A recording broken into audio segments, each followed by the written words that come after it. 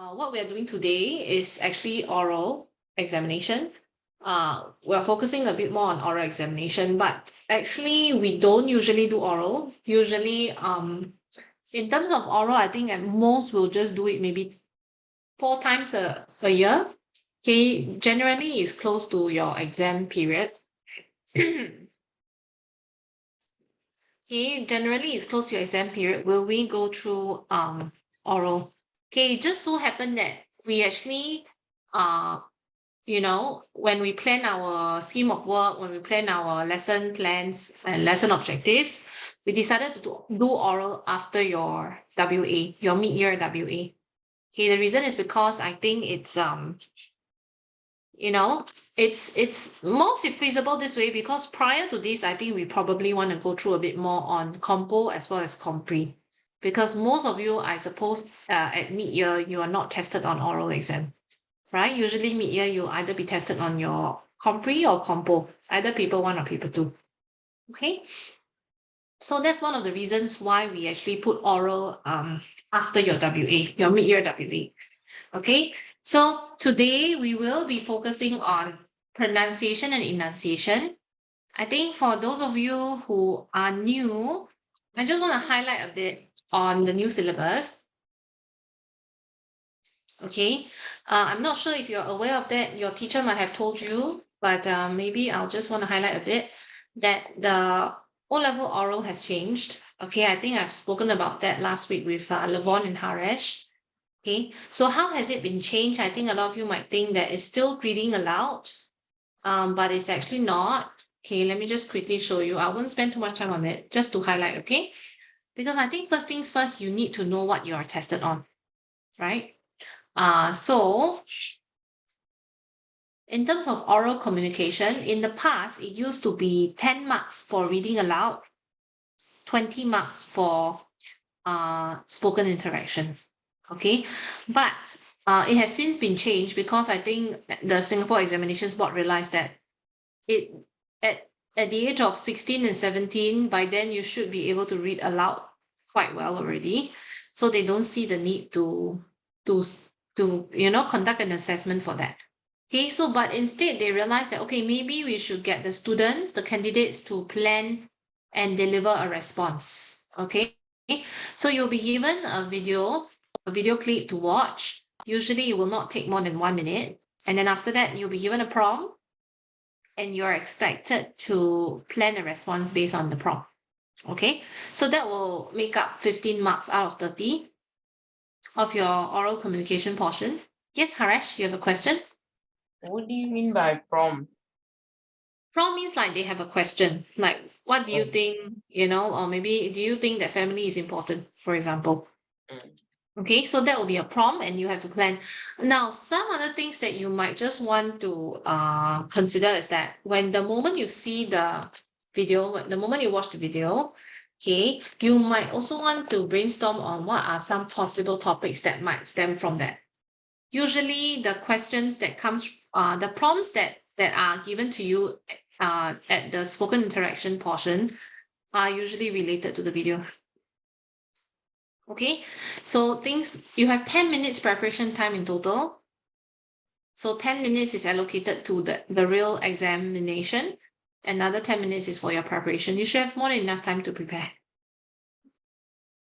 Okay, and last week, actually, we talked about using the PEAL format, right? Point, elaboration, explain with examples and experience, and lastly, link back. Okay, so that was what we covered last week, actually, for those of you who are new. Okay, we covered the PEAL format because when you want to generate a response, I think it's better if you have like a particular format to follow so that you have a structure. It's more organized in the way you organize your thoughts, okay? So, just quickly gonna touch on this. Basically, you're supposed to plan and deliver a response of up to 2 minutes to a video clip accompanying prompt presented on the computer screen. You will be assessed on your ability to present your ideas and your opinions fluently.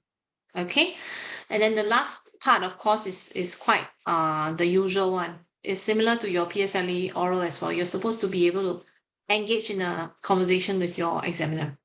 Okay, So that is your oral exam. I think it's important to know what you're tested on. I think especially so when you're Sec 2 this year.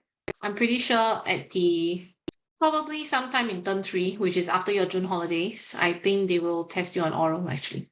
Okay, but today we are not really focusing on the pure format anymore since we covered it last lesson.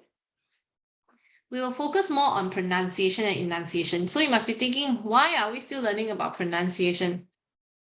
Okay, the reason is very simple, because if you are to have a conversation with your examiner, you need to make sure that you speak properly with good pronunciation and enunciation of the words. Okay, and if you do not articulate well, if you do not articulate clearly, your fluency is not there, your stresses, you don't know which letter to stress on or which syllable to stress on, then it'll definitely affect your overall score as well, because it's not just about the content, it's also a lot about how you can speak well. Okay, but by speaking well, we're not asking you to speak slang or colloquial language, you're not speaking to a friend, right? You're speaking to an examiner, so you need to make sure you watch your tone as well. Okay, so actually we have house rules, but maybe I'll just briefly, because since there are new students here, basically the house rules are you're supposed to turn on your video. Okay, I know I get that a lot from my secondary school students. They tend to give me a black screen with their name on top. Okay, but I still highly encourage you to turn it on. Of course, I understand secondary school students, sometimes they just want a bit more privacy. What I'll do is I will not force you as well, but okay, in any case, I will still try to ask questions. So if you cannot reply me when I ask questions, it just tells me that you're not listening and you're away from the screen or something. Okay, and then next thing is to put your names. I think other than Kyson, everybody has their real name, right? Kyson is actually Lincoln, right? Okay, yeah, if it's possible, you might just want to rename yourself. Maybe I'll help you with that. Oh, I can't actually. I think, wait, can I? Yeah, I can. Yeah. Okay, yeah. Okay, the reason is because I think it's easier to identify you when you're renaming yourself. You can actually click on the icon on the right-hand side. There's a 3 dots over there. Okay. Okay, now when we talk about pronunciation, we look at sounds of words.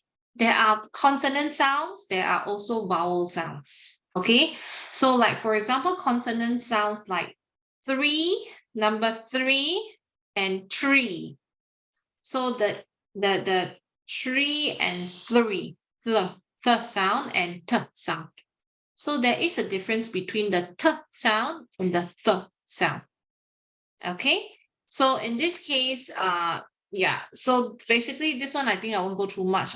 You probably learn, some of you might have learned phonics in primary school or whichever, but it's just to highlight, some things we might have been speaking for so long already. You're already 14 years old, but you might not have realized as well. Okay, so when we come to okay, when it comes to consonant sounds, some examples of consonant sounds will be your b. Okay, so it can be a beginning sound, it can be a middle sound, it can also be a ending sound. Yeah, so we have here big, right? Big, and then you have your cabbage and your tub. So you can hear the b sound quite clearly for all three. Okay, next one, let's try p sound, right? Park, report, tap. Okay, a lot of students, they do not pronounce the ending sound. They just tap, tap, tap.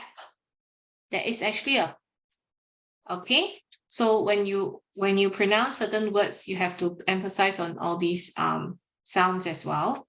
Okay, so this one is toy, rattle, and bat. A lot of students also do not pronounce the t sound.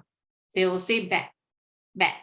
So bat sounds like B-A-D instead of B-A-T, bat. Okay, then we have your D, which is duck, ridden, mend.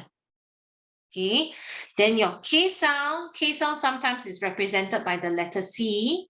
Doesn't mean the phonetic symbol K means it's spelled as K. Okay, it just basically means when you have the two slashes at the side, okay, these two slashes at the side, it basically means a phonetic sound. Okay, so it's a K sound. Cat, token, panic. Okay, the K sound.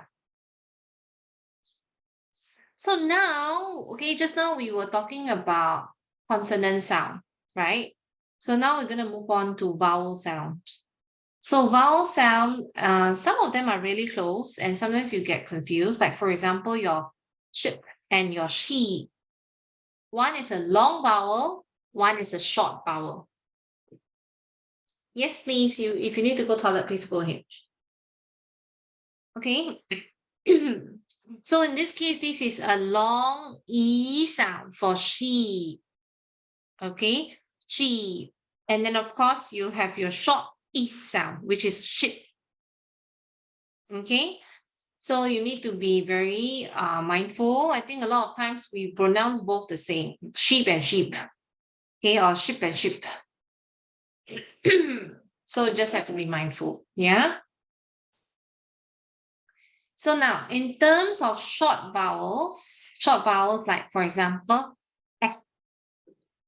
Okay, A phonetic symbol A actually sounds like that. Okay, so cat. So it's sound, it's short. Okay, later on we'll go through some long vowels as an example, yeah? Okay, then we have E, which is another phonetic symbol. The sound of E is eh. So elephant, bat. Okay, bat. A lot of people say bait. Okay, but it's actually not pronounced as bait. It's bat, right? Then you have your short vowel E sound, in, and sit, right? O sound is octopus and cod, right? Then of course, sound, us and duck. Okay, so all these are your short vowels. Then we talk about your, okay, this one I think there's a typo error. Okay, let me just change it a bit. These are not short vowels, these are actually long vowels. Okay, so just now the symbol A is, right, it's a short vowel. Sometimes your vowel can exist as long vowels as well. So instead of it's right? Arcade, bar, and spa. So instead of okay? Then of course your E, the short vowel will be right? Elephant and bat. But when it's a long vowel E, it becomes early, bird, her. Okay? Then of course your I, short vowel I is just E, right? But when it comes to long vowel I, it becomes E. So there is like a dragging of the sound, okay? E, so easy, feet, thirsty. And of course your O, which is like short vowel will be O, but long vowel will be oo. Okay, so ooze, moon, and flu. Okay, so just be mindful in terms of the reading and the pronunciation. Now, next one, we're going to move on to voiced and voiceless. Now you can try, okay, let's speak the word feel. Feel. As in, not say out the word, but pronounce the letter F. Because they highlighted the letter F and V. So if you were to say the sound F, which is, you can touch your throat. Actually, your throat is not vibrating. Okay? If you try to pronounce, your throat is not vibrating. The reason is because it's actually a voiceless sound, meaning you do not project your voice. Your voice box is not working. Okay? Whereas if you were to say, okay, if you were to try to say out the sound of V, which is, you will feel that there's vibration in your throat because you are using your voice box. Okay, so one is voice and one